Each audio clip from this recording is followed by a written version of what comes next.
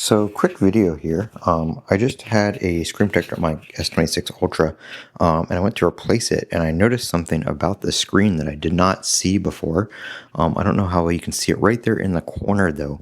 It's like the underneath of the screen is like separating from the back of the glass. It's like bending inward, and that's not like something on the outside of the phone. That is happening internally. You can see it right there, kind of like around the edges slightly in that left corner over there. And I took the screen protector off thinking it was the screen protector, but it's not. I actually just looked at it without the screen protector on and it looks the exact same.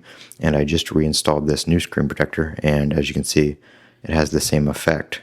It's working normally, but there's a weird something going on with like the edges of the screen, especially in the corners. So I don't know. I might have to send that in. But let me know what you guys think, if this has happened to you. I thought this was an issue that was occurring with the S25s maybe, or 24s. I remember something like this happening, but I haven't seen anything on the 26s until I just saw that. So let me know if this is an issue you guys have run into down in the comments section below.